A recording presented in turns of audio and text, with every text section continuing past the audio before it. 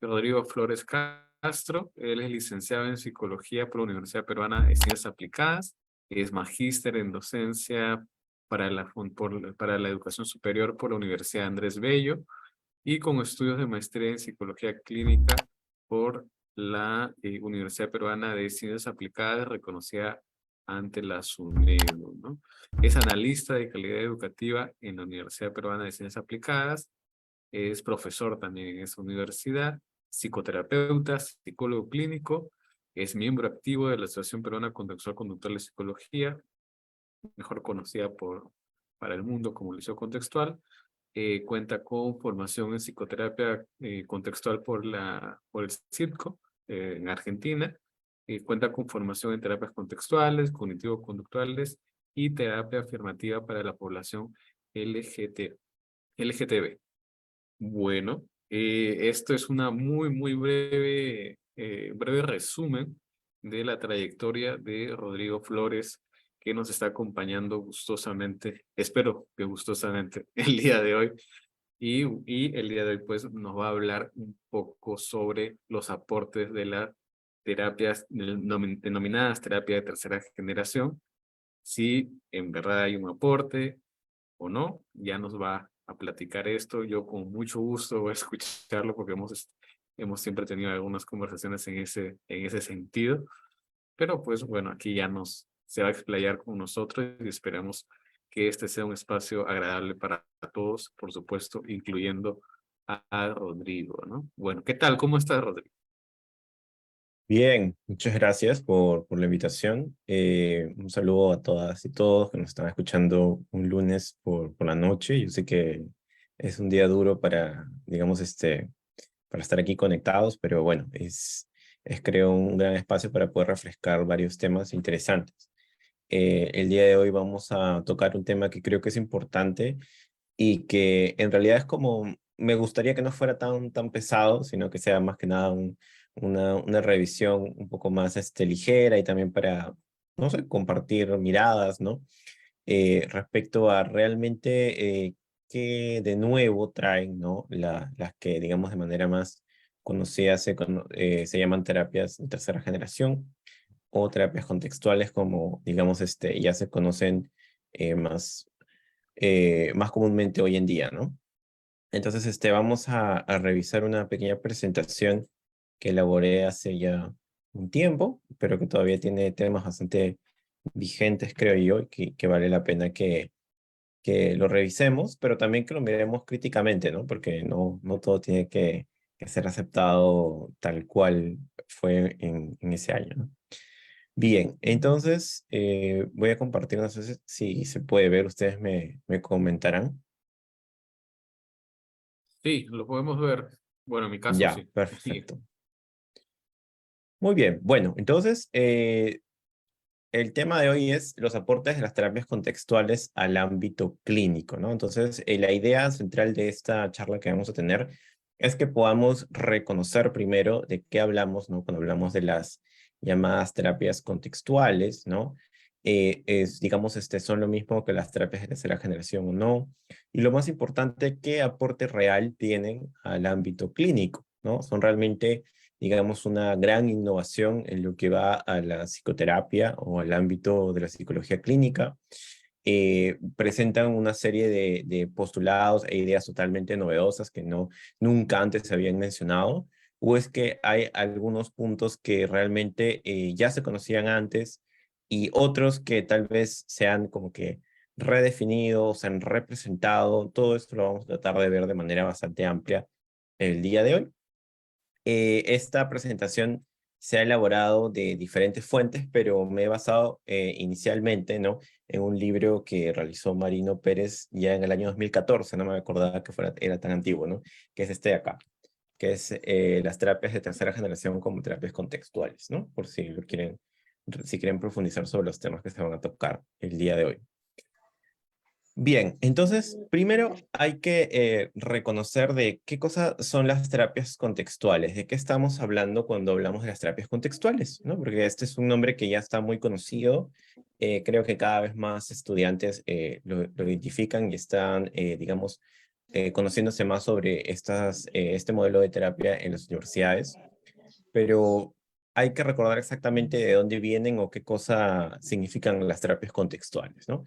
Entonces, las terapias contextuales son un grupo de terapias psicológicas que aparecen en la década de 1990, ¿no? Ahí en el libro, Marino recordaba que este movimiento de las terapias contextuales inició inicialmente bajo el nombre de análisis de la conducta clínica, ¿no? Es decir, el análisis de la conducta ya no, digamos, llevado a lugares, digamos, como instituciones, ¿no? Educativas o psiquiátricas, sino más bien el análisis de la conducta aplicado al campo clínico, ¿no? Es decir, a las lógicas más de consultorio o atención ambulatoria, ¿no? Entonces, esta corriente o este movimiento de análisis de la conducta clínica llevaba ese nombre porque tenía tres pilares importantes.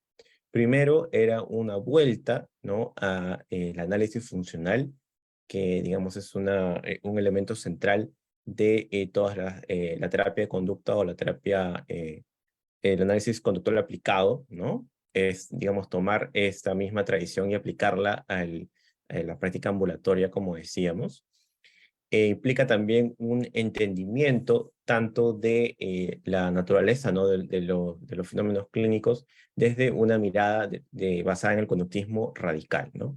Que reconoce que incluso todas estas variables que se llamaban como cogniciones, emociones, etcétera, podían ser entendidas también como conductas y comportamientos de un organismo, ¿no? Como un todo, que pueden ser estudiadas de acuerdo a las mismas leyes que existían hasta el momento, ¿no? Para entender el comportamiento humano. Pero también igualmente basado mucho en lo que se conoce como la conducta verbal, es decir, una manera de poder entender el comportamiento humano complejo, reconociendo que los organismos humanos tenemos una serie de comportamientos que son mucho más complejos que otro tipo de organismos y que un elemento central para poder entender este comportamiento complejo es justamente lo que se conoce como la conducta verbal, ¿no?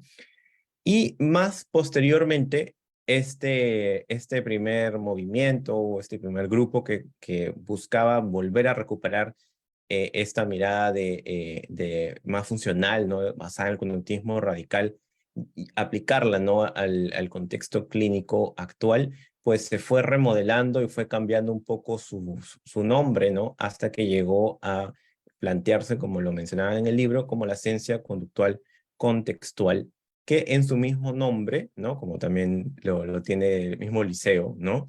Lo que hace es reconocer que en la base de sus postulados está una mirada desde una mirada del mundo que se conoce como contextualismo funcional, ¿no? Entonces, este es un poco una explicación para reconocer qué cosa estamos entendiendo cuando hablamos de terapias contextuales, ¿no? De dónde vino este movimiento y cómo ha ido evolucionando, cómo ha ido ajustándose, ¿no? A la realidad y el contexto actual, y cómo es que ahora se ha constituido, ¿no? Por ejemplo, en una asociación seguramente conocida por todos ustedes, que es la ACBS, ¿no? Donde ya se enuncian como una ciencia conductual contextual, que es decir, es un programa de investigación ya no solamente llevado al ámbito clínico, vamos a decirlo así, sino también en otros ámbitos profesionales, de investigación, etcétera, pero todos comparten una misma mirada del mundo, que es el contextualismo funcional, ¿no? Entonces, ¿cuáles son algunas de las terapias contextuales que se reconocen en el libro y que muchos de ustedes van digamos, acordar con esto? Tal vez con algunas tendríamos algunos reparos, con otras tendríamos un poco más de concordancia, ¿no? Para aceptar que efectivamente son como que terapias contextuales emblemas, pero vamos a mencionar al menos las que aparecen en el libro y que Marino Pérez reconoce como las más significativas y las más contemporáneas, ¿no? Tenemos a la psicoterapia analítica funcional, la terapia integral de pareja, la terapia de aceptación y compromiso. Le he puesto en el medio porque creo que en el mismo libro y en muchos otros, en otras fuentes también se le reconoce como la terapia que está a la cabeza de este movimiento y que ha ayudado mucho a que digamos, se instaure, ¿no? Como una perspectiva distinta a lo que se conocía hasta ahora en el movimiento de las terapias cognitivo-conductuales, la terapia dialéctica conductual y la activación conductual, ¿no? Entonces, de eso estamos hablando cuando hablamos de las terapias contextuales. Y ahora vamos a tratar de profundizar exactamente, ¿no? Ahora que hemos partido de este reconocimiento sobre qué cosas realmente las distingue, las caracteriza y qué cosas realmente aportan al campo de la psicología clínica, ¿no? Entonces, la primera pregunta que hay que hacernos es si realmente estamos ante una nueva moda, ¿no? O estamos realmente ante una innovación, ¿no? Entonces, la pregunta sería, ¿qué es lo que realmente tienen de nuevas o qué es lo que aportan, ¿no? El movimiento de las terapias contextuales también se ha conocido, ¿no? Por un artículo que escribió Stephen Hayes, como las terapias de tercera generación, ¿no? En un intento de poder distinguirlas de otros momentos, vamos a decirlo así, de la tradición de la terapia de conducta o la terapia cognitivo-conductual, ¿no?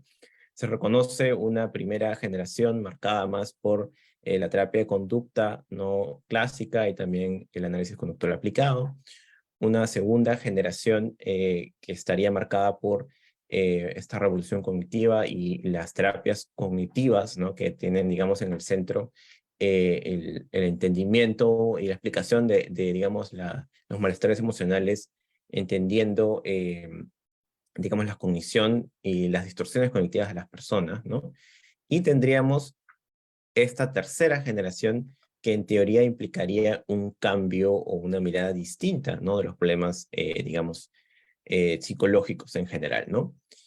Pero lo cierto es que el hablar de terapias de tercera generación es más que nada, como se reconoce en el libro, y también, como muchos de ustedes podrán estar de acuerdo, o no, ya lo veremos, es más que nada una estrategia para poder dar a conocer este nuevo movimiento. Es más una estrategia para poder comunicar que estamos frente a, vamos a decirlo así, un nuevo momento, ¿no? En la historia de la tradición de las terapias cognitivo-conductuales.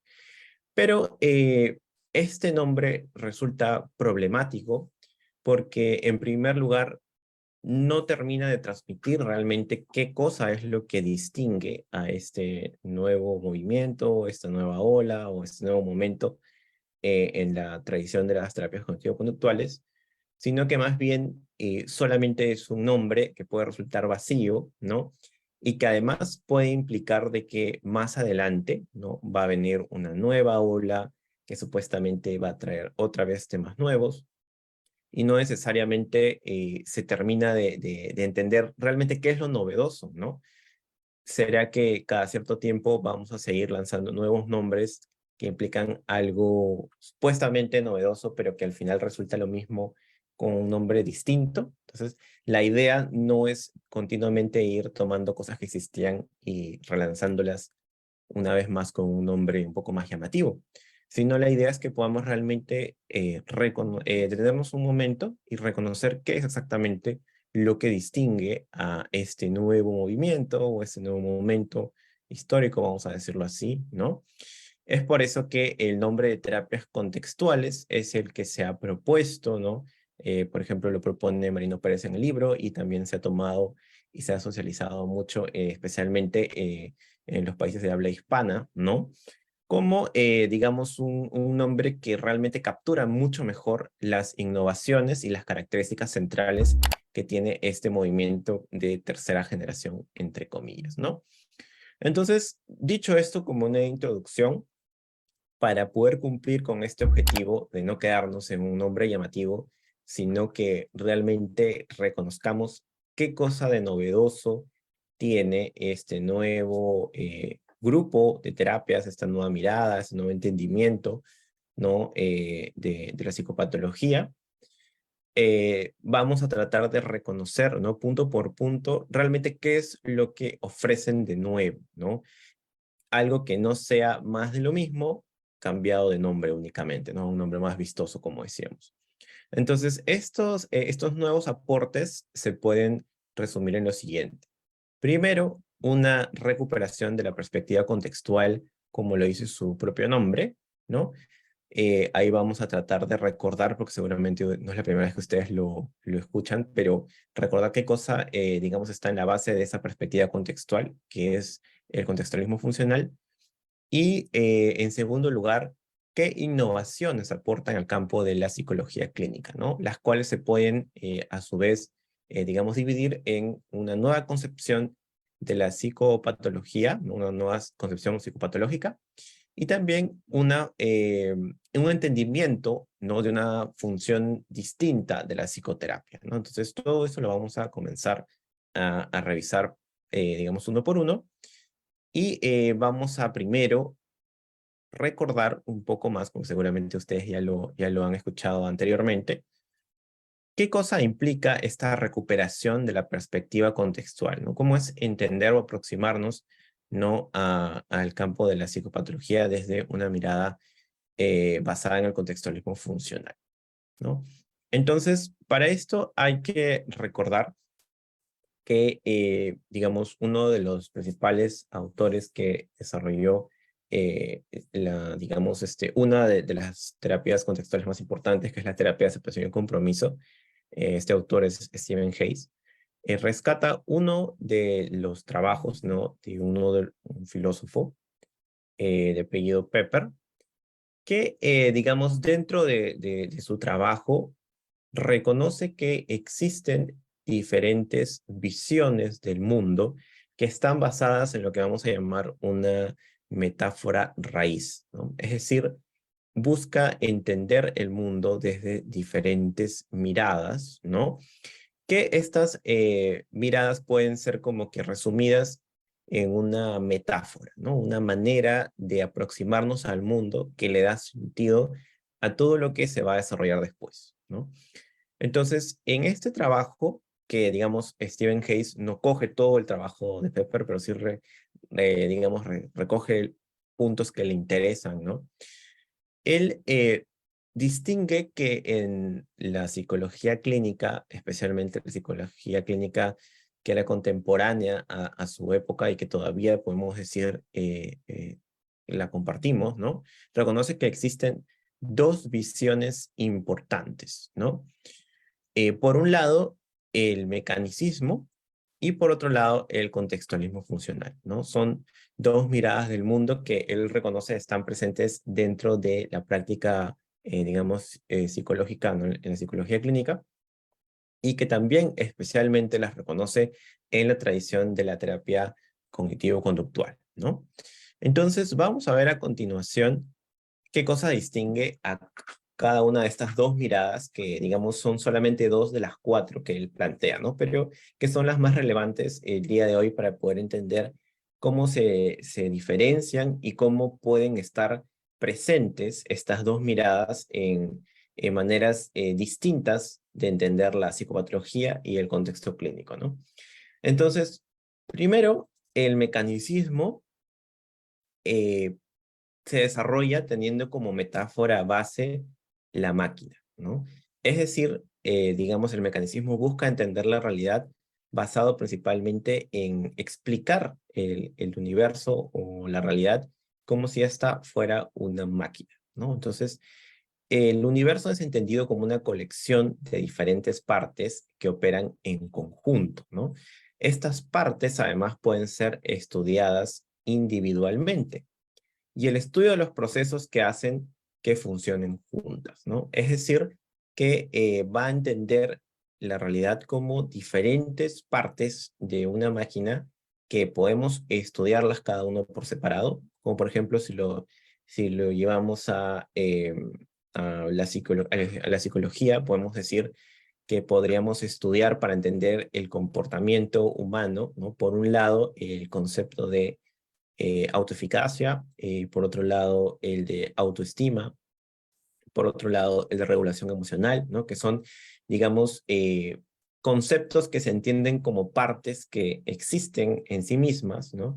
Y que si podemos estudiarlas de manera, ¿no? Individual y por separadas, y después buscamos entender cómo están conectadas, vamos a poder explicar el todo, ¿no? Que es el comportamiento de una persona, por ejemplo, ¿no?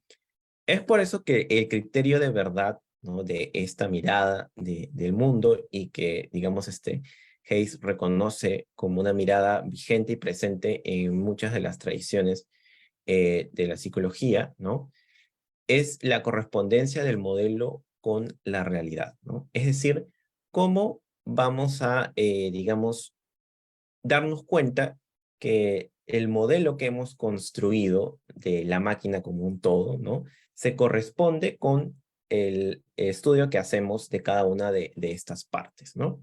Entonces, es por eso que el criterio de verdad, desde esta mirada basada en el mecanicismo, según lo que plantea Hayes, se basa principalmente en la predicción. ¿Cuánto digamos, en qué porcentaje el modelo que yo he construido, ¿no?, esta teoría, me ayuda a, digamos, explicar, ¿no?, predecir cómo van a ser las cosas en la realidad? Y si este modelo de alguna manera me ayuda a dar, digamos, una explicación de los fenómenos que estoy estudiando, entonces, por lo tanto, es verdadero, ¿no? Entonces, esa es más o menos una mirada basada en el mecanicismo que, como decía, Hayes reconoce como una mirada vigente todavía, ¿no? Y por otro lado, digamos en contraposición, él reconoce que el contextualismo funcional vendría a ser una mirada distinta, ¿no?, a los fenómenos a estudiar. Entonces, así como el mecanicismo tenía una metáfora base basada en una máquina, el contextualismo funcional tendría como metáfora base el acto en contexto. Es decir, que toda acción siempre se da en un marco de referencia, vamos a decirlo así, ¿no? Entonces, implica una visión holística de todo el evento, ¿no? No, digamos, lo divide en diferentes partes, sino que más bien implica una mirada holística de todo el evento. Una acción que ocurre además en un contexto tanto situacional como histórico, ¿no? Los actos y su contexto son interdependientes, ¿no? Es decir, que no se pueden separar en el sentido de que no podemos dividirlos y explicar cada uno por separado, sino que tienen que ser siempre entendidos y explicados como un todo, ¿no? Porque justamente no se puede entender uno sin el otro, ¿no? La naturaleza de un acto, entonces, es definido por las consecuencias que produce y no por su forma, ¿no? Y eso este último detalle está muy vinculado a lo que viene después, que es decir, así como el mecanicismo tenía un criterio de verdad basado principalmente en la predicción, el contextualismo funcional plantea un criterio de verdad que es principalmente pragmático, según lo que menciona Hayes, ¿no? Es decir, el criterio de verdad bajo el contextualismo funcional sería la efectividad del enunciado para alcanzar un objetivo, ¿no? Es decir, qué tan útil o qué tan funcional, ¿no?, es este enunciado para yo alcanzar un objetivo que me he puesto previamente a realizar mi análisis, ¿no? Entonces, por lo tanto, este criterio de verdad desde la mirada del contextualismo funcional sí se enfoca mucho en la predicción, pero también, eso es digamos, lo adicional, busca de alguna manera influenciar, ¿no?, en el fenómeno que está buscando entender. Entonces, es, digamos, un criterio de verdad pragmático, que se basa principalmente en mirar qué es lo que funciona para lograr un objetivo puesto, digamos, previamente a realizar el análisis, ¿no? Entonces, estas dos miradas que a veces pueden sonar un poco abstractas cuando las miramos por primera vez, son justamente, vamos a entenderlo así, como diferentes lentes desde las cuales podemos mirar la realidad y que nos ayudan a acercarnos a los fenómenos desde una postura distinta, ¿no? Y tal como lo señala Hayes, es muy importante que cuando nos acercamos a explicar, ¿no? En este caso vendría a ser un modelo de psicoterapia, necesitamos primero enunciar de manera transparente desde dónde estamos mirando y estamos entendiendo la realidad, ¿no? Entonces, él plantea que este nuevo movimiento de las terapias de tercera generación o terapias contextuales justamente buscan acercarse a la realidad desde una mirada distinta, ¿no? Que es, digamos, que está basada en digamos, en esta metáfora de entender todo acto en el contexto tanto situacional como histórico en el cual ocurre, ¿no? Entonces, vamos a ver cómo es que estos, vamos a decirlo así, estas miradas, ¿no?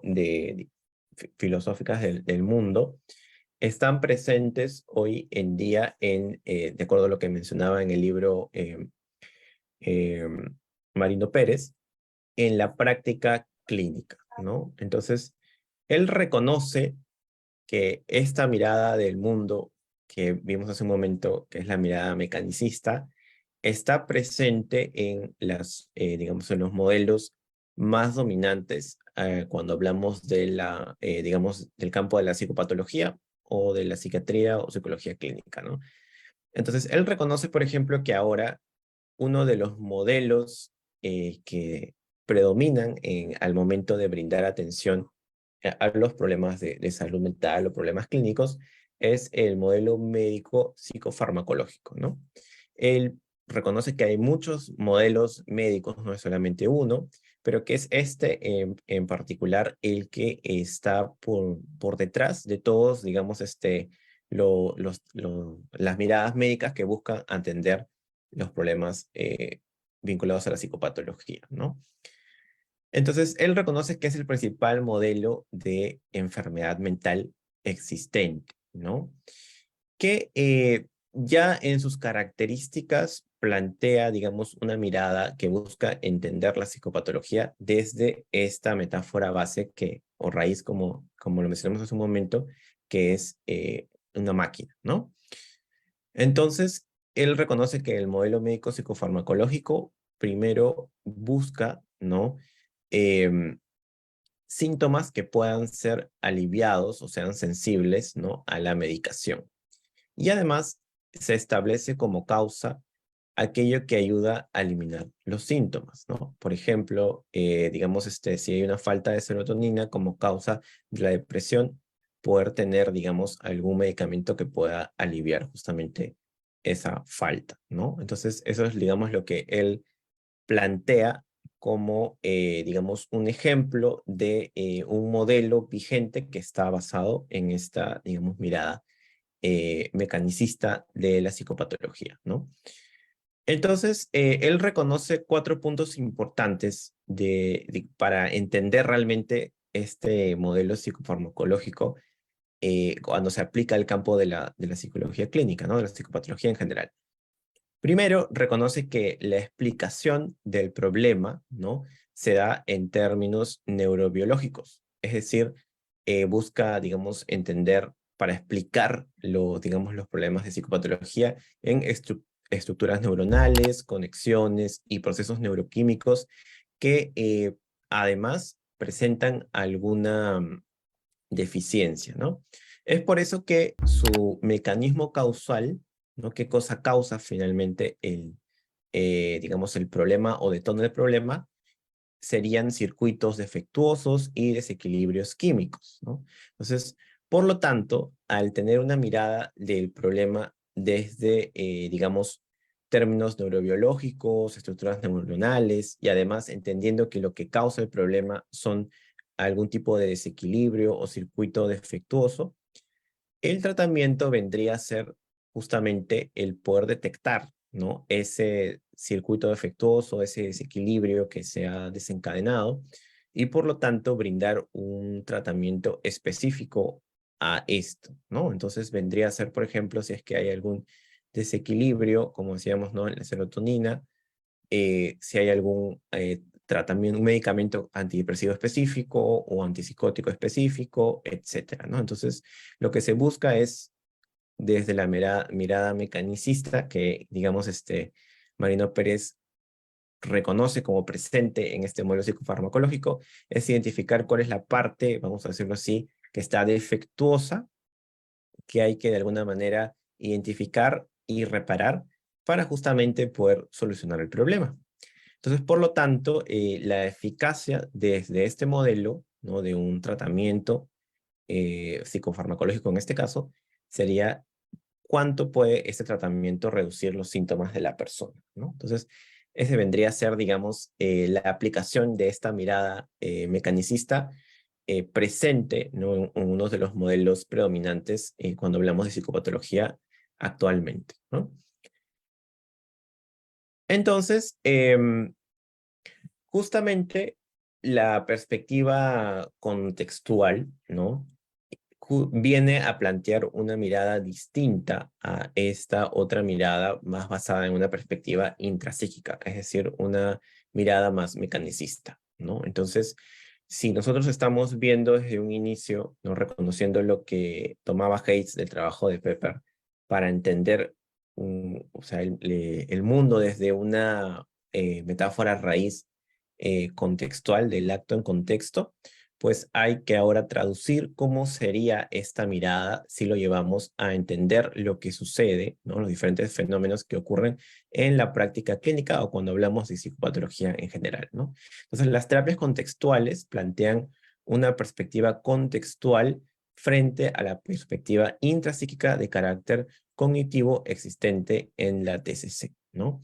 Entonces, él reconoce, ¿no? Que a pesar de que, digamos, en psicología, por ejemplo, en la tradición de la terapia cognitivo-conductual clásica o de segunda generación, si bien no hay, digamos, un reconocimiento explícito de que se sigue un modelo médico psicofarmacológico, él argumenta de que esto sí está presente en muchos niveles y que en su búsqueda de poder lograr una mayor eficacia frente, por ejemplo, a demostrar una mayor eficacia frente a la medicación, muchas veces la terapia cognitivo-conductual clásica ha comenzado a interiorizar y a ajustarse a los criterios y a una mirada, digamos, basada en el modelo psicofarmacológico, que además sigue una perspectiva mecanicista, como decíamos, ¿no? Entonces, lo que él busca es reconocer cómo una perspectiva contextual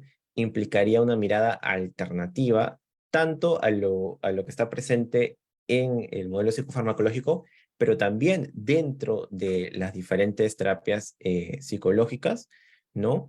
Que tienen en la base una mirada mecanicista, ¿no? Entonces, él argumenta que el modelo médico en terapia psicológica está presente principalmente en el movimiento de los tratamientos psicológicos eficaces, ¿no? Que es digamos, un esfuerzo por tratar de demostrar la efectividad que tienen las terapias psicológicas comparándose con la medicación como el tratamiento de referencia, ¿no? Entonces, él en el libro, si bien es cierto, resalta que este movimiento tuvo su importancia y que no es, digamos, como un ataque para desmerecer todo el esfuerzo que se logró para realmente posicionar las terapias psicológicas frente a, digamos, los tratamientos farmacológicos como también tratamientos eficaces, lo que ha hecho como, lo que ha tenido, ¿no? Como una consecuencia es que finalmente la TCC, la terapia cognitiva conductual más clásica, ha comenzado a adaptar esta mirada mecanicista de los problemas psicológicos y al final lo que, digamos, ha hecho es que se ha ajustado a estos criterios y plantea una mirada, digamos, distinta a la que finalmente busca proponer la perspectiva de las terapias contextuales, ¿no? Entonces, para poder entender realmente de qué estamos hablando y cómo es que entonces aquí tenemos algo realmente nuevo que plantea las terapias contextuales, hay que ver este mismo cuadro que vimos al momento de reconocer qué caracteriza al modelo psicofarmacológico.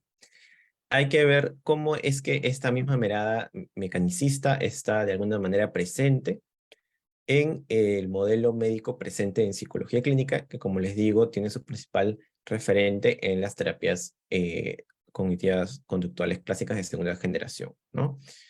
Entonces, en este caso, Marino Pérez reconocía, por ejemplo, que en esta mirada de la TCC de segunda generación hay también una explicación del problema que busca una causa psicológica interna, ¿no?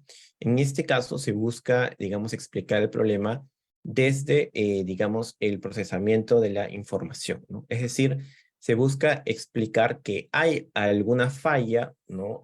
Hay algo que no está funcionando bien, hay una distorsión, justamente, en cómo la persona está procesando la información y que justamente esa es una causa importante para entender por qué la persona presenta malestar emocional o para entender por qué se comporta de cierta manera. Entonces, el mecanismo causal vendría a ser un déficit en su funcionamiento psicológico, ¿no? Hay, digamos, una falla digamos, en sus procesos de atención, o tal vez está interpretando, ¿no? Cierta, digamos, cierto elemento desde una perspectiva catastrófica, etcétera, ¿no? Entonces, lo que habría que hacer en ese caso es identificar cuál es esa falla, cuál es esa parte del procesamiento que está, digamos, averiada o que no está funcionando bien para justamente poder repararla. Es por ello que el tratamiento desde esta, digamos, tradición de la terapia cognitivo-conductual busca plantear y reconocer técnicas específicas para poder atender a problemas y diagnósticos específicos, ¿no? Entonces, es aquí donde podemos reconocer, por ejemplo, la presencia de manuales de tratamiento para diferentes diagnósticos específicos, o la utilización de técnicas de reestructuración cognitiva para poder mm, reestructurar, valga la redundancia, o modificar ciertos esquemas cognitivos que tienen ciertas temáticas, ¿no? Específicas. Y finalmente, lo que se busca al final, ¿no?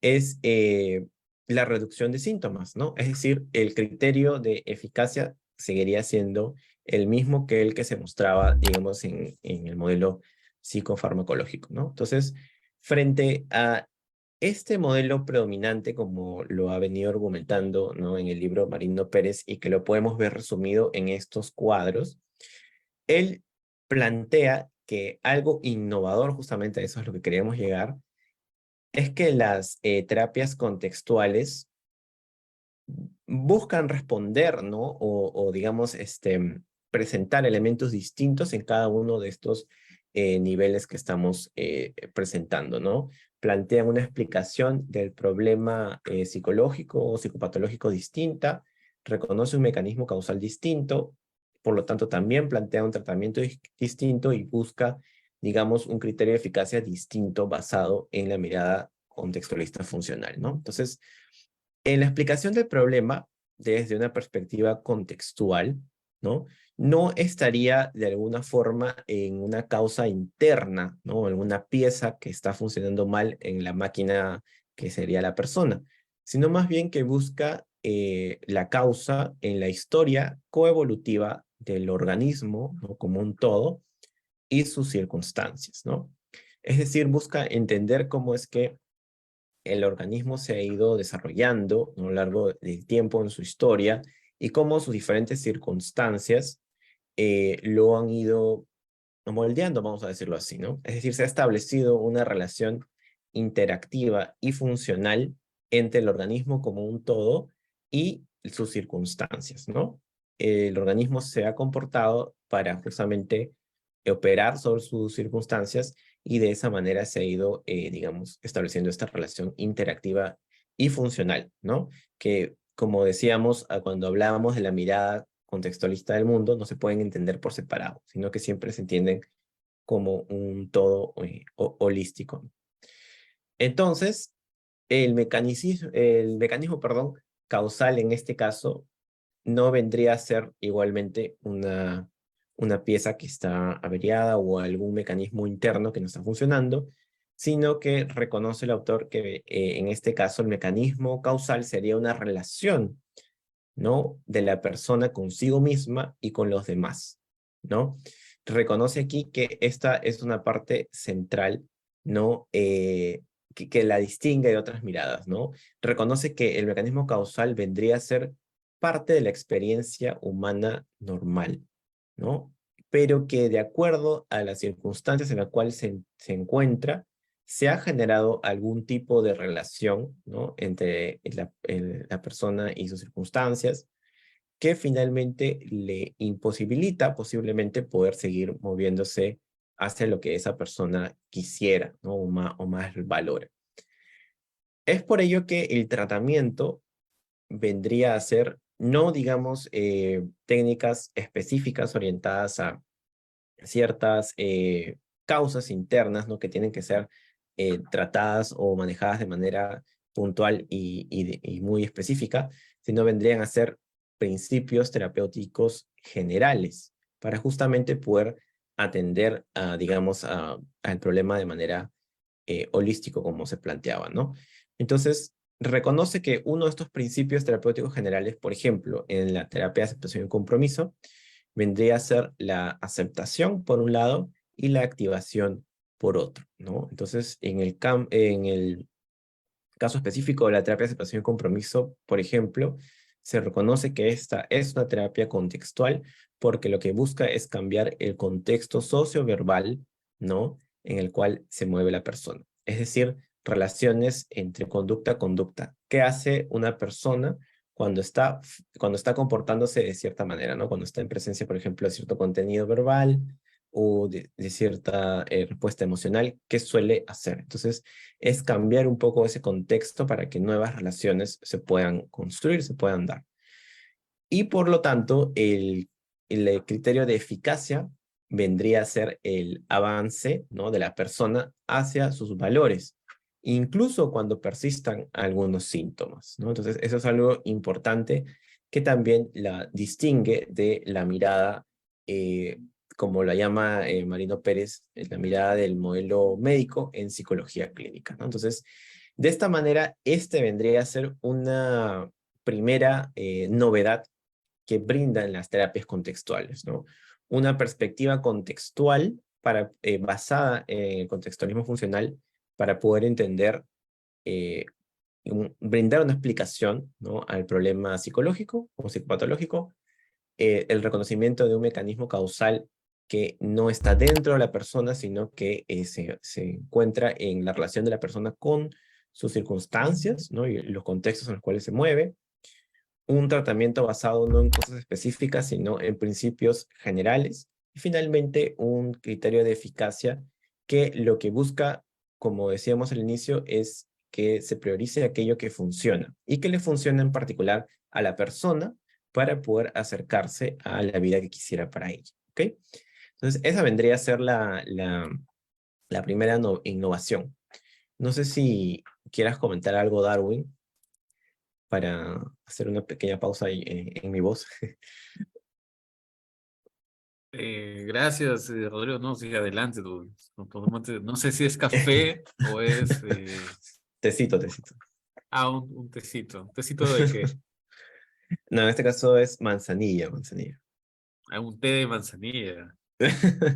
Claro, ¿no? Sí. Yo sé que nosotros le decimos como manzanilla seca, ¿no? El té, a Ah, mí ok. me explicaba, el té es el acto de que esté en un sobrecito y que esté. Ese es el té, ¿no? Entonces lo que le pones ahí, la hierbita, pues puede ser de muchas cosas, ¿no? Cosas legales y cosas que no lo sean también. En este caso todo legal por ahora. Entonces, no, estamos en vivo, pues no podemos decir esas cosas, ¿no? Ah. No, yo creo que está muy interesante lo que nos vienes comentando, Rodrigo, ¿no? Datos curiosos. No, gracias, un saludo a Brian que está ahí presente, también a Jan de Río, y a Daniela, que si no me equivoco también es nueva miembro de la asociación, también a todos los que nos están acompañando aquí, ¿no? Pueden dejar sus comentarios, sus preguntas para hacerles llegar y hacer este lugar un poco más ameno, en el sentido de podemos cambiar cosas, podemos conversar, ¿no? Está muy interesante el asunto el tema del modelo médico. Yo sé que Diego está aquí también, por lo que hace un momento vi en el Zoom también. Es un tema delicado, digámoslo así, pero Claro.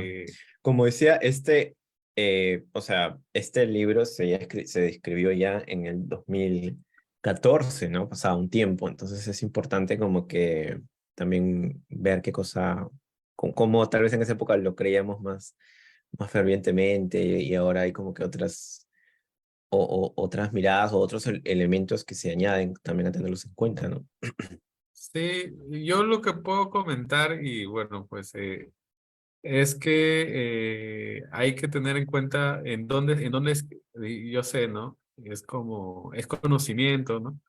Por supuesto, ¿no? Pero esto, en mi apreciación, como ya lo hemos conversado también con Rodrigo, es un conocimiento mucho más en el campo profesional, ¿no? O sea, tiene una implicancia profesional inminente, o sea, ¿no? Ustedes revisan los contenidos de el contextualismo funcional, o bueno, algo muy puntual, ¿no? Un congreso de la ICBS, ¿no? Que es, y se llama Ciencias Contextuales. Sin embargo, uno ve el cronograma de actividades. Yo no he tenido el gusto de ir todavía. El que sucedió en línea. Yo no pude acceder por el costo, era demasiado elevado para mis recursos.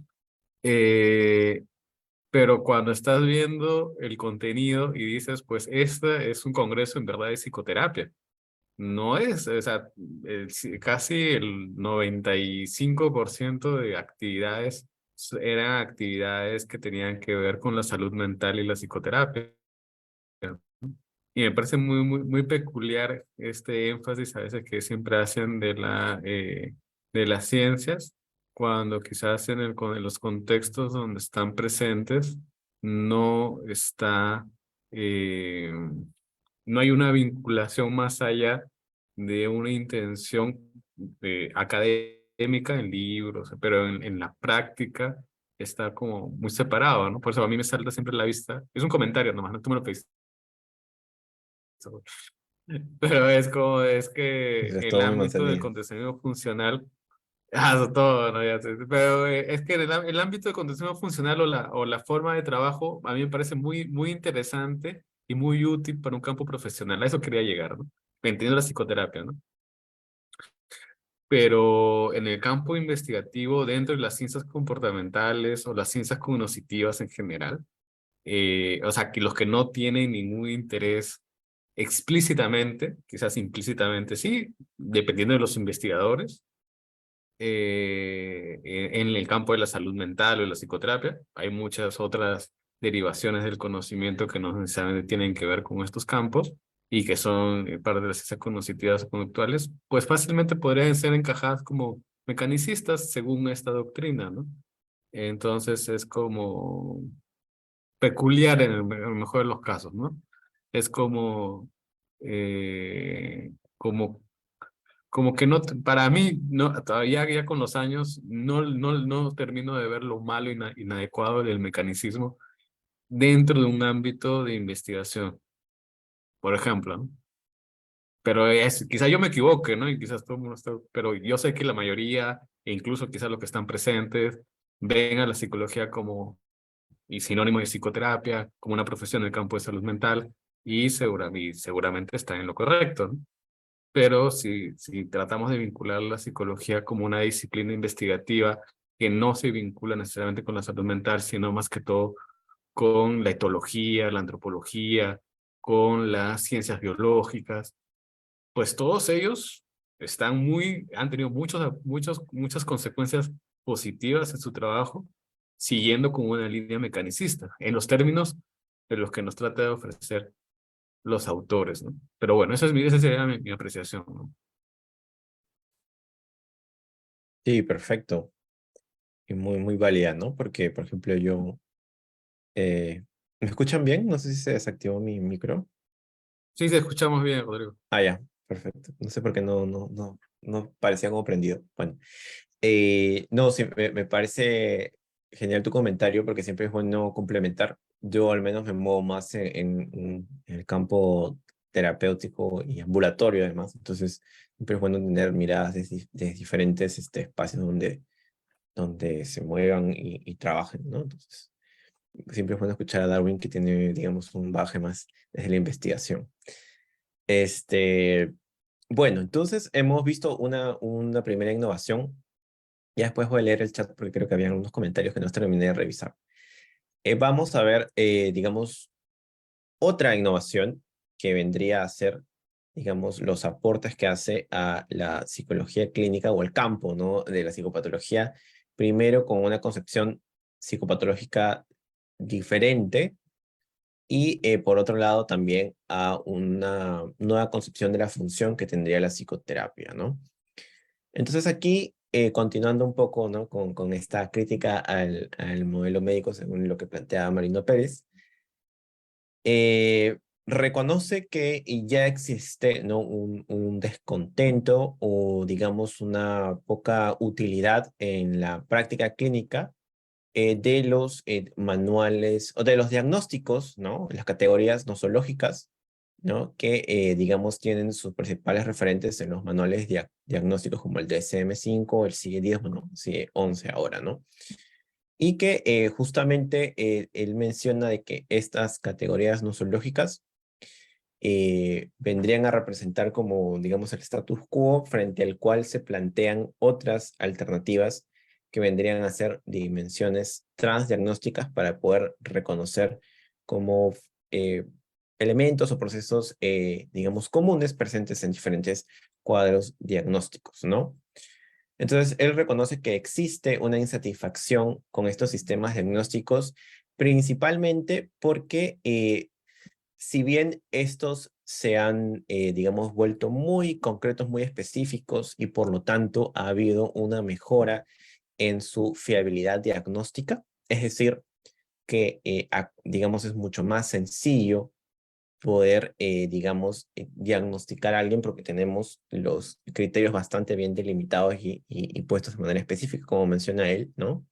Esto se ha dado a, digamos, a costa de su validez, ¿no? Y vamos a ver ahora los diferentes tipos de validez que él reconoce se han visto perjudicadas al momento de volver, digamos, estas categorías nosológicas tan, digamos, detalladas y específicas, ¿no? Entonces, él reconoce, por ejemplo, en un ejemplo, ¿no? Gracias a digamos, las descripciones y la lista de síntomas, por ejemplo, ¿no?, que existen en estos manuales, sería muy fácil, ¿no? Vamos a poner un ejemplo de cómo sería en otro campo, ¿no?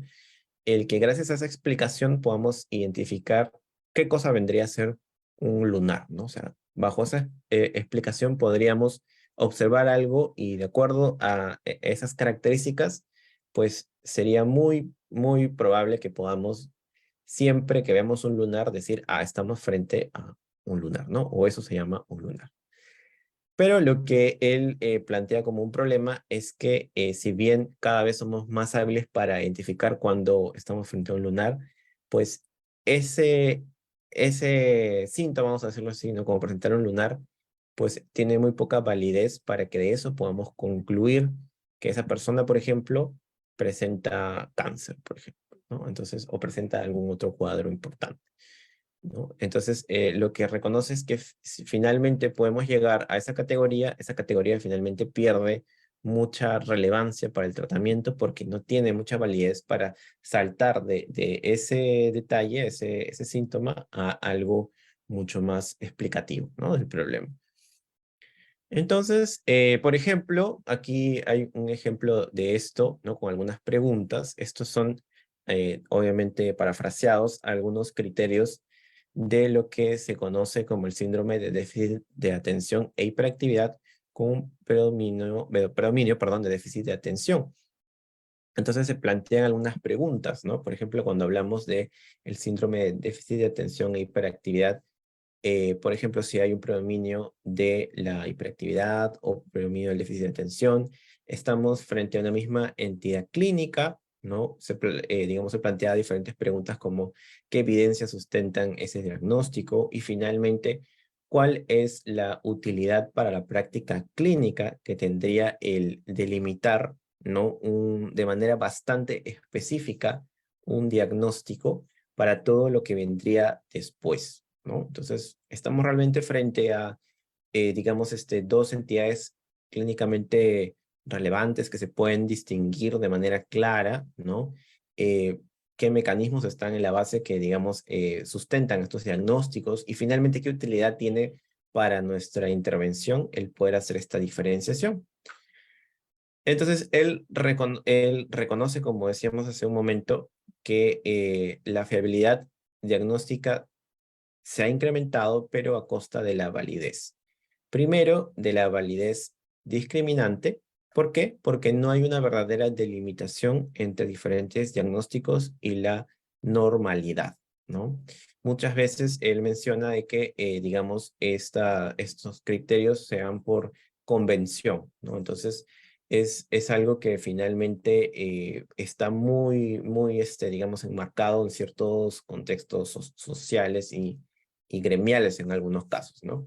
Entonces, algunas pruebas de ello mencionaba es que existe una alta comorbilidad, ¿no? Es decir, que hay muy pocas veces encontramos diagnósticos puros, ¿no? Sino que siempre se dan en, digamos, presencia de algún otro cuadro adicional. Por lo tanto, no podría ser que tal vez estamos, digamos, obviando algunos factores comunes que podrían ayudar a explicarlo mejor. Menciona también que en muchos casos existen trastornos que no están especificados porque es cada vez más complicado el poder hacer calzar perfectamente, digamos, los problemas de las personas en los trastornos muy específicos que existen en los manuales. Y asimismo que cada vez existe un mayor número de categorías con cada una de las versiones que se van sacando. Asimismo reconoce que hay una poca validez predictiva. ¿Por qué? Porque dice que no existe, digamos, mucha utilidad, ¿no? El llegar a cierto diagnóstico para conocer la evolución ni respuesta al tratamiento, ¿no? Entonces, él reconoce, por ejemplo, que incluso la categoría de resistencia a la medicación es en sí misma una categoría diagnóstica, ¿no? Entonces, él argumenta de que no tiene muchísima utilidad, ¿no? Una utilidad muy clara para la evolución ni respuesta al tratamiento de acuerdo a a esos criterios diagnósticos. Y finalmente, una poca validez conceptual, porque estos diagnósticos se establecen sin saber cuáles son, en el caso que veíamos antes, el TDAH es una entidad única, son varias o ninguna, entonces eso también lo plantea como un problema, porque podría ser de que, digamos, esté hablando de muchas como entidades diferentes, cuando en realidad podría ser solo una. Creo que tuve una pequeña desconexión, espero que ya esté de vuelta. Entonces, la mirada alternativa que plantea, ¿no?, las terapias contextuales es justamente un entendimiento distinto de la psicopatología, ¿no? Entonces, uno de los mensajes fuerza que, digamos, se plantea desde esta mirada y que argumenta mucho, digamos, el autor en el libro, es que los problemas psicológicos no son enfermedades. Y en este caso, para entender bien qué significa esa frase, que no son enfermedades como cualquier otra, es decir, como haciendo una similitud sin más con otras, digamos, otros diagnósticos médicos, por ejemplo, ¿no? No ignora que sean, digamos, problemas reales y que necesitan atención, pero él menciona que no se pueden como que extrapolar y comparar con otro tipo de enfermedades médicas per se, ¿no? ¿Por qué? Porque justamente siempre como lo hemos hablado ya desde una concepción contextual, tienen que entenderse como, digamos, problemas que surgen en la interacción, ¿no?, de un organismo como un todo con sus circunstancias, ¿no? Entonces, es por ello que se plantea que los problemas psicológicos y el sufrimiento humano en general surge de procesos psicológicos normales, ¿no? Que es decir, que no existe eso de, digamos, procesos anormales o normales, vamos a decirlo así, sino que más bien en la interacción entre estos que puede, digamos, llegar a presentarse una situación problemática para la persona, principalmente, ¿no? Y finalmente que el lenguaje es una variable importantísima para poder entender cómo es que, digamos, nosotros comenzamos a establecer relaciones aleatorias entre diferentes estímulos, ¿no? Voy a tratar de acelerar un poquito para no quedarnos demasiado tiempo, pero este era un ejemplo de cómo, digamos, las personas pueden responder de manera distinta a una misma circunstancia que otro organismo como un perrito, ¿no? Por ejemplo, puede ser de que tanto el dueño como el perrito se queden fuera de su casa porque olvidaron la llave después de dar un paseo y se queden durante 2 horas, ¿no? Esperando que llegue la otra persona que vive ahí bajo la lluvia. Puede pasar de que ambos lo pasen mal mientras están bajo la lluvia, pero una vez que ingresan a la casa, puede ser de que el perro simplemente, digamos, se dedique a hacer otra cosa, como ir a su cama o jugar con su pelota, y rápidamente cambia su comportamiento. Pero una persona puede ser de que incluso cuando ya cambiaron sus circunstancias, se quede, por ejemplo, pensando en todo el tiempo que perdió mientras estuvo afuera esperando que llegara alguien, ¿no? Entonces puede ser de que su comportamiento no varíe de acuerdo a ese cambio en sus circunstancias más cercanas. Entonces es por ello de que el lenguaje, ¿no? Y como entendido como esta capacidad para justamente crear relaciones aleatorias entre estímulos, es un elemento central para poder entender cómo es que se componen estos problemas psicológicos. Es por eso que especialmente la terapia de aceptación y compromiso, de acuerdo a lo que plantean sus autores, se ha construido basada principalmente, primero, en una teoría, ¿no?, que busca entender el comportamiento verbal, la conducta verbal y la cognición desde una mirada funcional, ¿no? Esta vendría a ser la teoría de los marcos relacionales, algo que seguramente ustedes también han escuchado, ¿no? Entonces, la teoría de los marcos relacionales implica una aplicación de la ciencia del análisis del comportamiento al lenguaje y la cognición. Los humanos aprendemos a responder de acuerdo a una variedad de patrones relacionales arbitrarios, llamados marcos relacionales, ¿no? Entonces, estos patrones son arbitrarios porque no están basados en características físicas, ¿no? O sea, o en la similitud que tiene un estímulo con otro, sino que dependiendo de claves contextuales, aprendemos a generar relaciones que nos permiten incluso, ¿no?, presentar nuevas conductas sin que se haya realizado un entrenamiento previo directo, vamos a decirlo así, ¿no? Sino que por asociación se van generando, digamos, estas relaciones que nos permiten adaptarnos, ¿no?, a nuevas situaciones sin haberlo aprendido, digamos, directamente. Y además cambia, ¿no?, el valor funcional que tienen diferentes elementos de acuerdo a las relaciones que yo he establecido entre sí, ¿no? Entonces, desde una temprana edad, los humanos aprendemos a cambiar de manera rápida y profunda las funciones psicológicas de nuestro entorno, ¿no? Es gracias a esta capacidad de lenguaje, entendida como la capacidad de relacionar unos estímulos con otros, ¿no?, lo que nos permite finalmente adaptarnos a nuestro entorno y también en algunos casos pues pueden llevarnos a presentar diferentes problemas, ¿no? Entonces aquí tenemos algunos de los ejemplos de los diferentes marcos relacionales que, digamos, determinan el tipo de relación que se establecen entre dos o más estímulos, ¿no? Están los marcos de coordinación, de distinción, de oposición, los marcos jerárquicos, los analógicos y los deícticos, ¿no?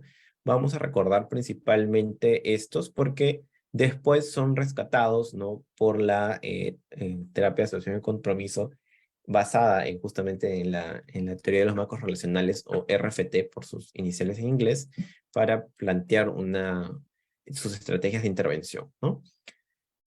Entonces, teniendo en cuenta esta teoría, ¿no?, que busca brindar una mirada funcional digamos, al comportamiento verbal y a la cognición, es que se plantea, ¿no?, una concepción distinta, ¿no?, de la salud mental. Entonces, por ejemplo, en el libro de Marino Pérez se reconocía que la concepción actual de la salud mental, digamos, está marcada por principalmente una búsqueda constante, ¿no?, de felicidad, ¿no?, que además es entendida como una ausencia de enfermedad, ¿no?, como un estado natural. Es decir, la felicidad solo como algo que podemos garantizar cuando estamos en ausencia de cualquier tipo de enfermedad o de estado problemático.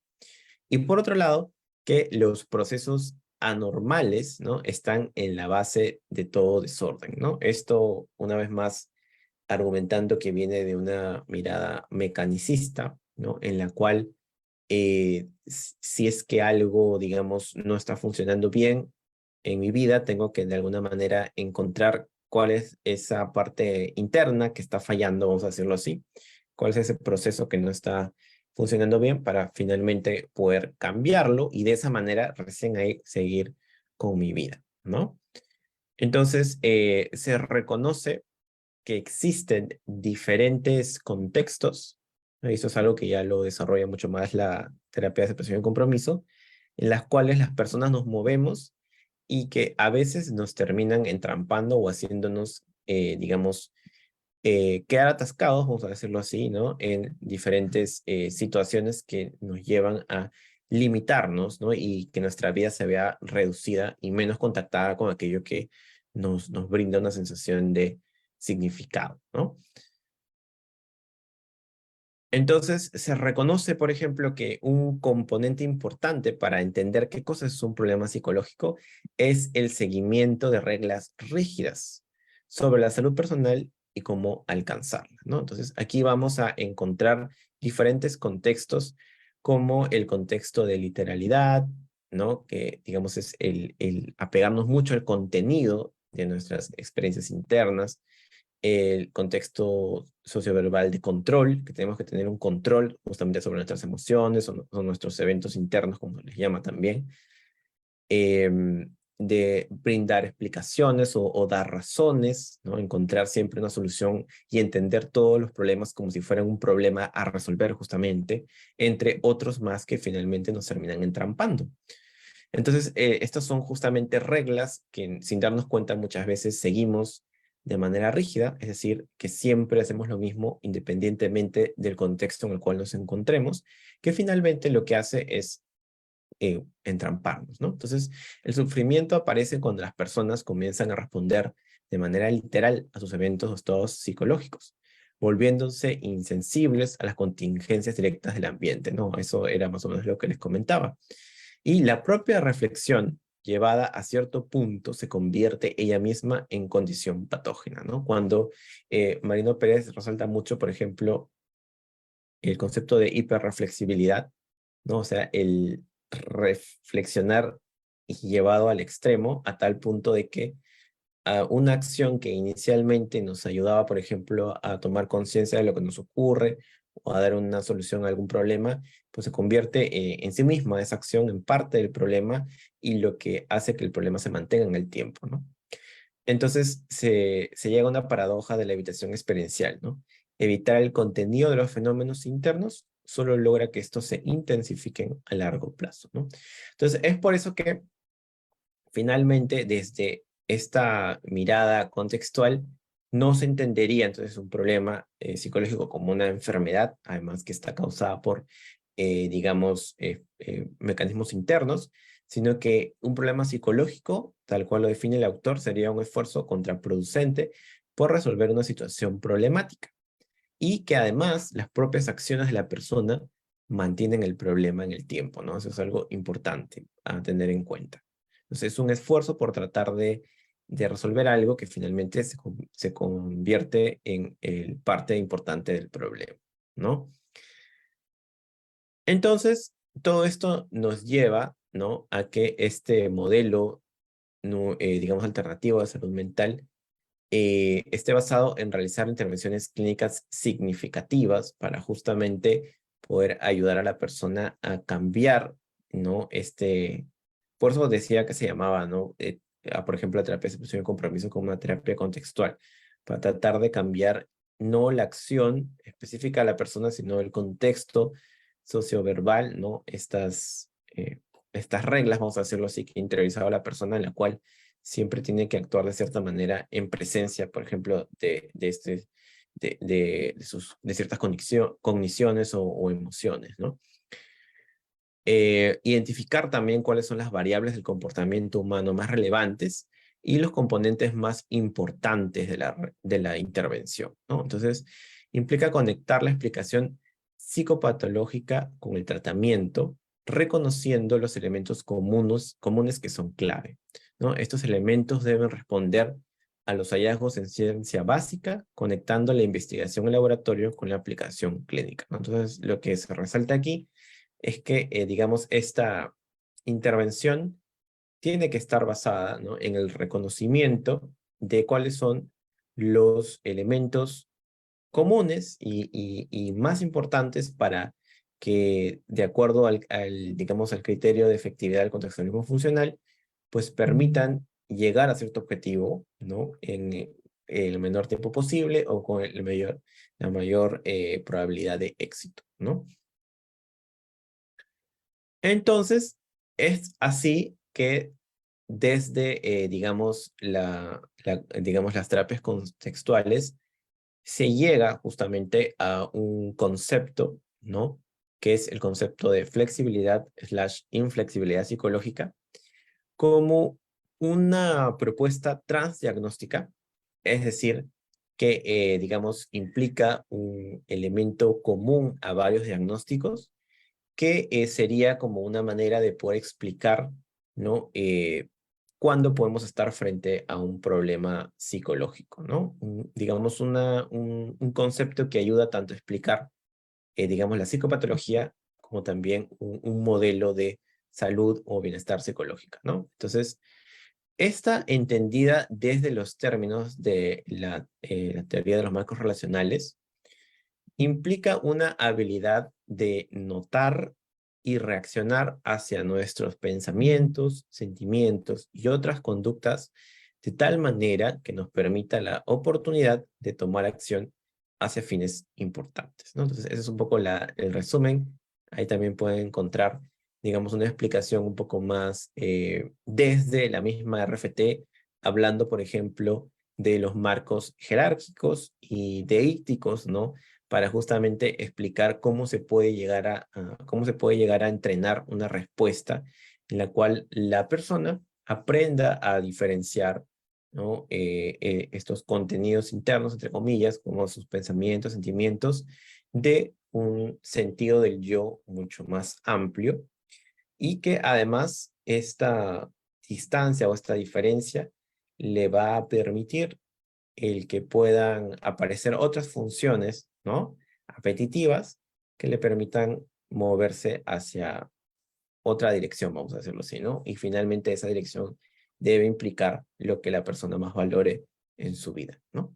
Entonces, esa es un poco otra de las innovaciones que tiene que ver con concebir la psicopatología, como decíamos, no como una enfermedad como cualquier otra, sino que más bien los problemas implicarían, como dijimos, mecanismos de funcionamiento humano normales, ¿no? En la base está nuestra habilidad para relacionar estímulos entre sí, ¿no?, que tiene que ver mucho con nuestra capacidad de lenguaje, y también el llegar a concebir, ¿no?, categorías transdiagnósticas para poder ver en un continuo cuándo podemos estar hablando, ¿no?, de una mayor salud o menor salud mental, vamos a decirlo así de manera súper general, ¿no? Entonces, este vendría a ser otra de las innovaciones de las terapias contextuales. Y vamos a entrar ya a la última para poder terminar. No sé si quieren comentar algo, Darwin quiere comentar algo sobre esta innovación, o si no vamos de frente ya a la última. Creo que por motivo del tiempo, vamos con este y ya al final ahí Ya, entramos en la conversa, perfecto. ¿no? Sí, voy a acelerar entonces. Bien, entonces la última tiene que ver con la función de la psicoterapia, ¿no? Entonces, en el libro se resaltaba que hay bueno, eso ya son unos años atrás, ¿no? Pero había un problema importante que era el edicto del pájaro dodo, como menciona él, ¿no? Que para explicarlo en términos simples, implicaba de que si bien en un primer momento habían psicoterapias que se posicionaban como psicoterapias eficaces porque tenían, ¿no?, digamos, una evidencia que las respaldara, como la terapia cognitivo-conductual justamente, ¿no?, clásica, pues ya con la investigación se había encontrado que no es que existieran terapias eficaces y no eficaces así de manera totalmente opuesta, sino que más bien había, ¿no?, una mayor similitud de lo que se pensaba cuando hablamos de efectividad de las psicoterapias, e incluso se tenía en cuenta de que eran psicoterapias muy distintas entre sí, ¿no? Entonces, eso es algo que generaba bastante bueno, controversia, según lo que mencionaba Marino Pérez, ¿no? Porque no era una realidad de estas son las eficaces y estas son las no eficaces, sino más bien sería que había como que crisis o estaban un poco más acercadas unas de otras, que no era lo que inicialmente se pensaba, ¿no? Entonces, ¿cómo podría ser, no? ¿Cómo se podría explicar que terapias tan diferentes, que parten desde miradas tan diferentes, puedan tener eficacias similares, ¿no? Eso no significa que no existan terapias más eficaces para ciertas problemáticas o ciertos contextos particulares, pero que esta diferencia, ¿no?, esta distancia entre sí no era tan grande como se pensaba inicialmente, ¿no? Entonces, es así que, por ejemplo, cuando revisamos, ¿no?, en la página de la División 12 de la APA, encontramos que para diferentes problemas existen diferentes tipos de tratamientos que presentan también distintos niveles de efectividad, ¿no? Entonces, el autor planteaba, ¿no? Si estamos hablando de que existen varias terapias que son eficaces, ¿cómo es que esto ocurre, no?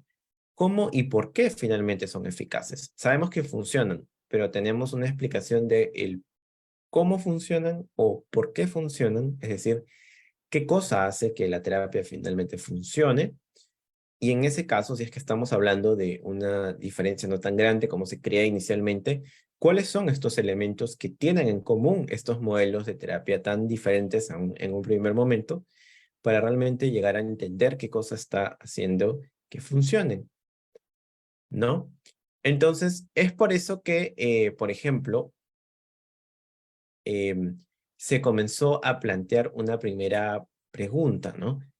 ¿Qué cosa es finalmente lo que genera, digamos, el cambio? ¿Será, digamos, la relación terapéutica que está presente en toda psicoterapia? ¿O vendría a ser la técnica específica, ¿no? Entonces, él mencionaba, por ejemplo, que es casi imposible que se den de manera separada en el caso particular de la psicoterapia. No ocurre lo mismo, por ejemplo, cuando tratamos con, digamos, tratamientos psicofarmacológicos, porque ahí se pueden dar sin la presencia de ninguna persona, ¿no? Entonces, ambas forman parte de la interacción terapéutica, ¿no? Entonces, si bien es cierto, existen muchos manuales que como veíamos, ¿no?, en este movimiento de tratamientos basados en evidencia, buscaban generar protocolos específicos para diferentes problemas, eh, se reconoce que en muchos casos estos protocolos no son tan diferentes como se pensaba, ¿no? Y que en muchos casos, por ejemplo, plantean técnicas como que pilares, ¿no? Y de las cuales se van como que haciendo pequeñas especificaciones, pero que son, digamos, pilares que se repiten. Por ejemplo, en el tratamiento para trastornos de ansiedad, siempre se presentaban, por ejemplo, desde las diferentes manuales TCC, ¿no? Para los diferentes trastornos de ansiedad, siempre se basaban, por ejemplo, en pilares como la reestructuración cognitiva, la exposición y los autorregistros, ¿no? Entonces, se abre, menciona él, la puerta a que se comiencen a buscar cada vez de manera más sistematizada los principios terapéuticos comunes que existen en estas diferentes terapias, ¿no? Poner más énfasis en la filosofía, ¿no? En lo que hay que cambiar y en el sentido del cambio, ¿no? Entonces, esta filosofía finalmente le va a otorgar mayor sentido a las técnicas, ¿no? Entonces, no es tanto la técnica particular de acuerdo a la forma que tiene, sino el sentido que tú le das al momento de aplicarla, lo que finalmente hace la diferencia, ¿no? ¿Qué cosa es lo que está buscando lograr? Entonces, es por eso que, por ejemplo, desde las terapias contextuales, en particular la terapia de aceptación y compromiso, se buscan plantear estrategias claves, ¿no?, de cambio, ¿no? Entonces, estas estrategias claves parten de la filosofía del contextualismo funcional y, como hemos visto, buscan explicar, ¿no?, las problemáticas desde, digamos, entender a la persona y su relación con sus circunstancias, ¿no? Y reconociendo como objetivo el poder generar una mayor flexibilidad psicológica, ¿no? Entonces, por ejemplo, desde la terapia de aceptación y compromiso basada principalmente en el RFT, se identifican 3 estrategias de cambio claves, ¿no? Que son estrategias que no son específicas en el sentido de que no siempre vas a hacerlas de la misma manera, pero que te dan un marco, ¿no? Sobre el cual te puedes mover, ¿no? O sea, son principios que tú puedes seguir de diferentes maneras siempre y cuando tú sigas avanzando hacia ese norte, vamos a decirlo así, ¿no? Entonces, uno es ayudar al cliente a discriminar la relación entre la clase funcional de respuesta problemática y las consecuencias negativas que produce tal respuesta, ¿no? Es decir, que la persona pueda reconocer cuáles son las consecuencias que tiene el seguir manteniendo ese conjunto, digamos a decir, de comportamientos que le generan ese problema, ¿no? 2, ayudar al cliente a discriminar sus propias respuestas, enmarcándolas en un marco de jerarquía con el díctico yo, y entrenar este repertorio como una clase funcional alternativa, ¿no? Esto tiene, digamos, como lo decíamos, tiene que ver mucho con aprender a que la persona comience a nombrar, ¿no? Y tomar distancia, es decir, comience a generar marcos relacionales de jerarquía con el díctico yo, con un sentido del yo, que en resumen lo que significa es que comience a darse cuenta que si bien estas experiencias, ¿no? Internas, entre comillas, eh, si bien son parte de su experiencia, no son iguales a esa persona como un todo, sino más bien su sentido del yo, ¿no? Como una persona que observa lo que le sucede, es mucho más grande, por eso son esos marcos de jerarquía, y además engloban, ¿no? Todas las otras experiencias, ¿no? Entonces, estos marcos de jerarquía implica que el sentido del yo está por encima de estas experiencias, ¿no? Y además se entrena mucho este sentido del yo como una perspectiva, ¿no? Un punto de perspectiva, un lugar desde el cual se va a observar lo que le sucede, ¿no? Y estableciendo estas relaciones, ¿no? Estos marcos relacionales deícticos, la persona comienza a darse cuenta que sus experiencias, por ejemplo, siguen un flujo, vamos a decirlo así, ¿no? Regular. Es decir, usualmente sus experiencias están presentes, sí, son muy fuertes en cierto momento, pero usualmente terminan pasando, ¿no?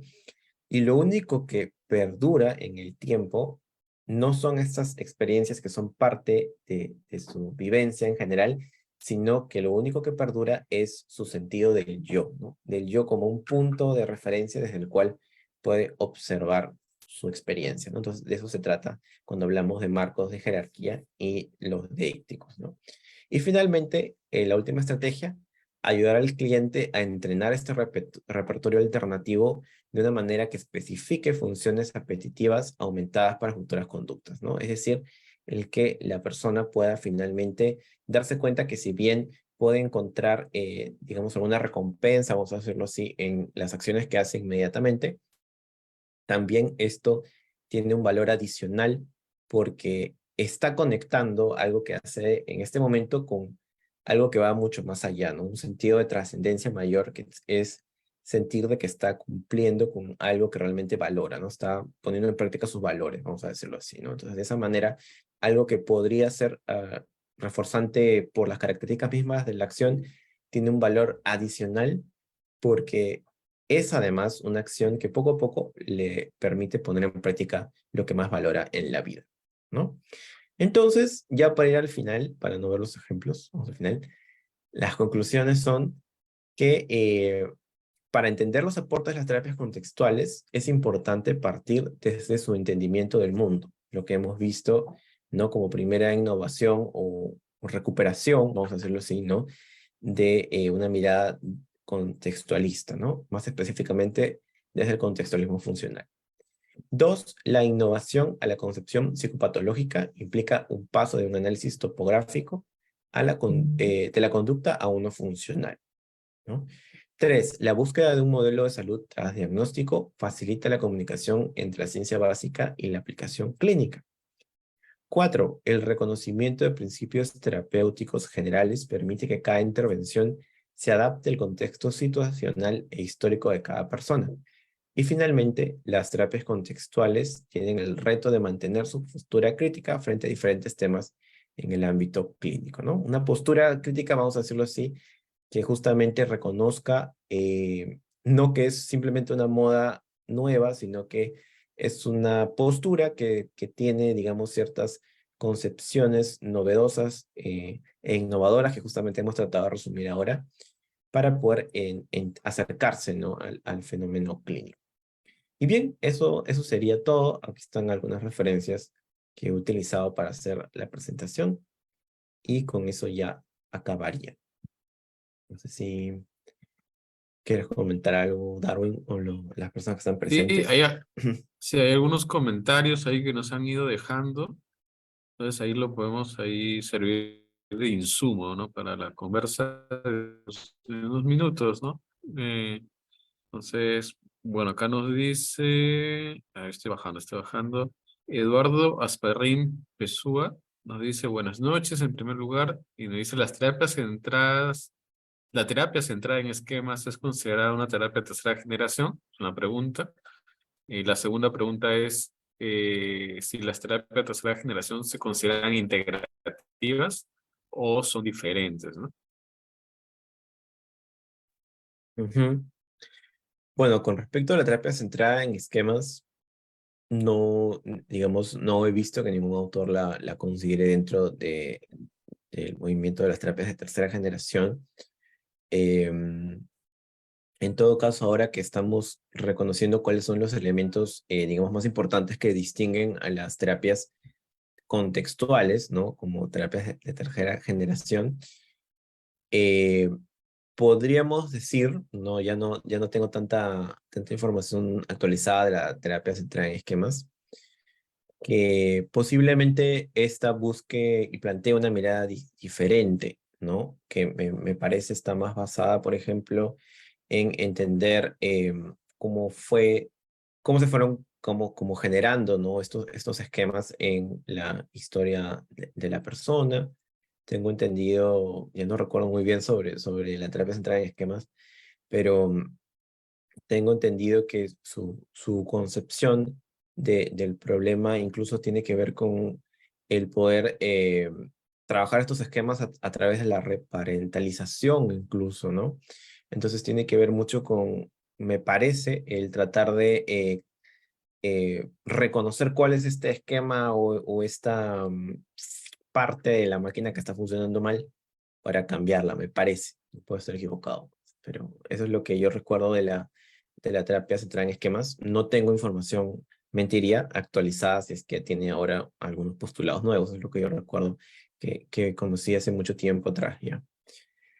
Y en segundo lugar, si las terapias de tercera generación son integrativas o son diferentes.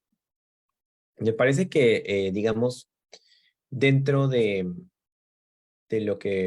la práctica ya, ¿no? Si reconocemos que efectivamente plantean una mirada más buscada, más centrada, perdón, en principios generales, podríamos decir que de alguna manera, pues, integran diferentes formas de intervenir, ¿no?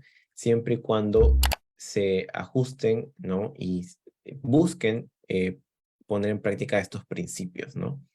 Podríamos decir que, digamos, en el campo aplicativo podrían incorporar e integrar diferentes formas y técnicas siempre y cuando éstas tengan presentes, ¿no? ¿Cuál es el principio que se está persiguiendo? No la veo como integrativas en el sentido de integrar diferentes miradas del mundo o explicaciones teóricas. Me parece que no. Sí es cierto que, digamos, desde el contextualismo funcional, incluso el mismo Hayes reconoce que a veces se toman, ¿no? Ciertas explicaciones, ciertas características de otras miradas del mundo, pero siempre que digamos, que se haga, que se mantenga, ¿no? Este criterio de verdad desde una mirada contextualista funcional. Entonces, eso más o menos es lo que yo podría decir. Si son integrativas, tal vez podría verse como tal cuando vemos que integran diferentes técnicas, pero siempre estas tienen que estar enmarcadas en los principios que buscan y no las veo como tan integrativas en el sentido de plantear como que diferentes miradas del fenómeno que busca conocer, ¿no? Mm.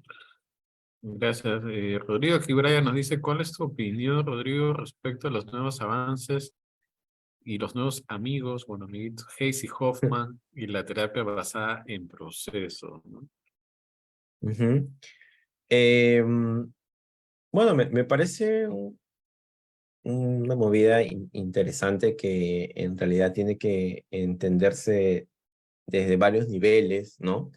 Pero al menos a mí, en este momento de mi vida, sí me parece interesante poder eh, seguir apostando por reconocer, como decíamos, factores comunes, ¿no? O tender puentes entre diferentes maneras de entender, ¿no? Y la psicopatología. Entonces, yo lo veo como una oportunidad interesante, ¿no? Para poder justamente seguir en ese camino, ¿no? De reconocer factores comunes, ¿no? Entonces, eso es lo que yo entiendo como la terapia basada en procesos, ¿no? Que era algo que también en el liceo estuvieron profundizándolo otra vez. Yo todavía no termino digamos, de conocer toda la propuesta, pero hasta lo que yo conozco, más rescataría el interés por seguir conociendo como factores comunes que están presentes en diferentes modelos de terapia, ¿no? Eso es lo que yo rescataría. Ahora, sé que Hayes está redefiniendo, ¿no? Por ejemplo, la terapia de aceptación y compromiso como una terapia basada en procesos, que siempre fue así, ¿no? Entonces, eso ya, digamos, podemos discutirlo en otro espacio, pero, pero me parece una mirada interesante siempre y cuando busque reconocer factores comunes y también puede ser una manera de tender puentes para que, digamos, se pueda entender, digamos, estos modelos de terapia en un campo profesional, vamos a decirlo así, ¿no? Eso es lo que yo podría decir. Gracias, gracias. Rodrigo, aquí me dice Jan de Río, el concepto de espectro podría ayudar ahí bastante mientras más cercano a la biología, crónico, la psicoterapia de segunda mano y mientras más contexto a problemas de vida, netamente terapeutas. Sí, mientras que no buscan alianzas con biología evolutiva, pero los españoles no necesariamente. Bueno, sí, son gajes del oficio ahí que como dependiendo del lugar de los países están, ¿no? Pero es una apreciación, ¿no? Sí. Es una opinión que nos hace saber ya. Sergio nos dice, el tema de las terapias contextuales aún no es conocido en nuestro medio. Me encontré con muchos colegas que, por ejemplo, me han presentado han presentado a LAC como un avance en la terapia cognitivo-conductual. Eh, bueno, ¿no? Pues el mismo Hayes lo dice. Yo sería uno de esos colegas, ¿ah? O sea, yo sería uno de esos colegas porque, pues, o sea, uno revisa el trabajo de Hayes toda su vida y los escritos y te dice son terapias cognitivas conductuales, ¿no? De hecho, es Pero está dentro asombroso, de esa tradición, ¿no? Vamos a decirlo así. claro, ¿no? O sea, obviamente que terapia cognitiva conductual no es sinónimo a terapia para la depresión de Beck y la modificación, que es la terapia para la depresión de Beck y Ellis, ¿no? Que es un protocolo. El tema es de que en nuestro contexto, pues, lo han igualado, ¿no? La terapia cognitiva conductual. No, la terapia cognitiva conductual es un gran movimiento político, gremial, yo lo llamaría así, no necesariamente académico, ni de ciencia, ni que tenga que ver necesariamente con la psicología experimental, sino es un movimiento en el campo de la psicoterapia y la salud mental, en la cual englobaron muchas o se vincularon muchos protocolos, digámoslo así, para llamarlo de alguna manera, ¿no?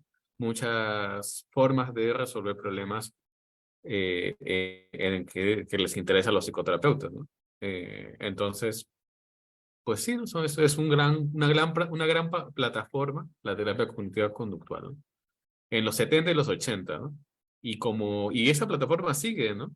Un ejemplo de eso es que es que las terapias como AC, las terapias DBT, las terapias, un minúsculo, muy minúsculo grupo, muy minúsculo, o sea, en verdad estoy exagerando a nivel de minúsculo, o sea, en verdad de minoría, les interesa la psicología experimental, ¿no? A la gran mayoría le, le tiene sin cuidado, ¿no? Y no tiene por qué, yo agrego a eso, ¿no? Pero como se le tiene sin cuidado esas relaciones que hay, ¿no? Con la psicología experimental o algún asunto de las ciencias. En general, lo que les interesa es tener un protocolo, un manual al cual someter sus trabajos o como punto de partida al menos. Y una de esas es el LAC, ¿no? Entonces el LAC, por supuesto que es una terapia de tercera generación en el sentido de una terapia cognitiva-conductual, ¿no? Está en el artículo de 2004, está en el libro de terapia basada en procesos, está en el espíritu de trabajo de Stephen Hayes, ¿no? O sea, bueno, pues, obviamente no, eso no significa nuevamente, e insisto, Ujú, que la terapia de AC sea igual a la terapia para la depresión de Beck y Ellis, por supuesto que no, eso sí, no. claro. No sé si tienes un Y, comentario a ese, Rodrigo. no, sí, o sea, sí creo que podemos enmarcarla en esta tradición, vamos a hacerlo así, movimiento político, no sé si llamarlo, pero bueno, son diferentes miradas, pero, eh, o sea, sí creo que es importante tener en cuenta cuáles son las particularidades, ¿no? que tiene cada terapia. Entonces, en este caso, sé que la terapia de aceptación y compromiso, en función de lo que estamos viendo, que además es una mirada, como bien resaltaron por ahí, desde un contexto hispanohablante, español principalmente, ¿no?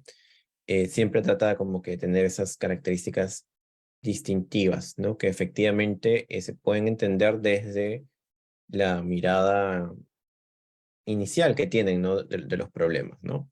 Pero sí es verdad que están todos dentro de esta tradición, de este movimiento de terapias cognitivo-conductuales, entonces no lo vería como algo negativo que se le llame como tal, ¿no? Porque finalmente es algo que el mismo autor, como dices, Darwin, lo reconoce. Entonces, en todo caso, sería que dentro de este movimiento podemos identificar cuáles son las características distintivas de cada uno, ¿no? Eso nada más.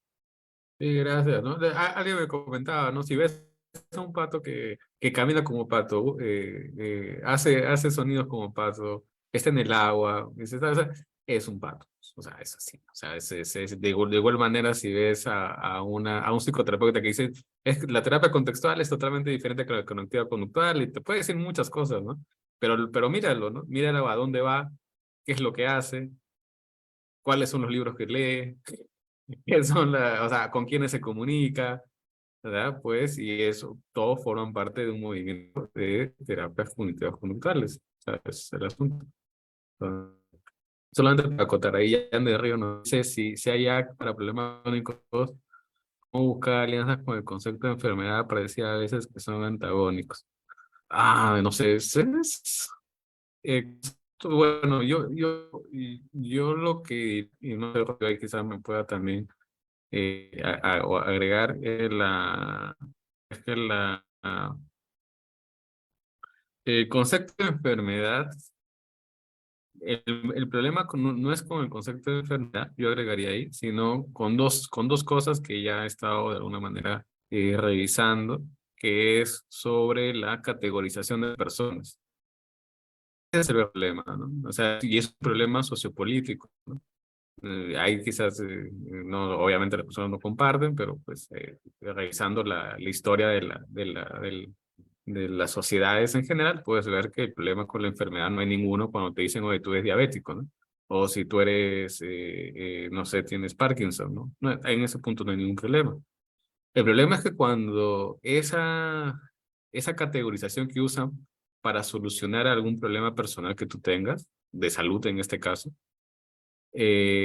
comienza a utilizarse, valga volver a usar la palabra, el término, para cosas externas o políticas. Es decir, por ejemplo, la persecución de forma de vidas minoritarias. Ahí está el problema. Ese es el conflicto. Es decir, que la sociedad pueda de alguna manera utilizar esta información al denominarte que tienes una enfermedad, aunque yo le diría que el trastorno mental no es necesariamente una enfermedad. Está en el propio libro del DSM, está en el propio libro de el CIE-10, ahí siempre hay un párrafo de aclaración que no es enfermedad, pero que podrían eventualmente, eso sí, suponer una persecución a estilos de vidas minoritarios, ¿no? Por ejemplo, ¿qué estilo de vida minoritarios? Pues, por ejemplo, religión, para prácticas religiosas que no son quizás compartidas por la gran mayoría, orientaciones sexuales que no son compartidas por la gran mayoría, estilos de vida que no son compartidos por la gran mayoría. Y así, o sea, hay un peligro allí, ¿no? Y ese peligro, cuando está en el lado de las enfermedades, digámoslo así, problemas personales que tengan una connotación biológica sobre todo, pues no hay ningún problema. Todos estamos de acuerdo de que como sociedad hemos establecido que hay que dar prioridad a la vida en un sentido muy amplio de la palabra, ¿no? Pero cuando hablamos de problemas de conductas, ahí sí ya es otro asunto, ¿no? Es un asunto delicado, ¿no? Y yo creo que el trabajo de Thomas Szasz, el trabajo de alguna manera, de Marino Pérez, de alguna manera, ¿no? De Foucault, por ejemplo, yo sé que, ay, van a decir, está diciendo Foucault, está hablando, o sea, entonces, no, ¿qué tiene que ver? ¿No? Pero bueno, pues hay que leer, pues hay que leer. Entonces uno los lee y dice, pues efectivamente lo que ellos te dicen, lo que ellos te informan, es del peligro de las persecuciones de vidas minoritarias, ¿no? Y eso es verdad. En el campo de la salud mental siempre hay un peligro y creo que, bueno, Rodrigo también, por ejemplo, cuando hablamos de terapia, yo no soy conocedor, pero Rodrigo sí, más que yo, obviamente, las terapias afirmativas, por ejemplo, ¿no? Hubo una época en la historia donde las terapias cognitivas conductuales, como esta gran plataforma, desarrollaban procedimientos para eh, identificar y cambiar estos tipos de patrones que al final son estilos de vida minoritarios, ¿no? Que en este caso, lo que se llama como homosexualidad. Y ahora en nuestra época, por ejemplo, ¿cuáles son los estilos de vida minoritarios? Siguen siendo, por supuesto, que también los estilos de vida sexuales, pero también hay muchos otros, ¿no?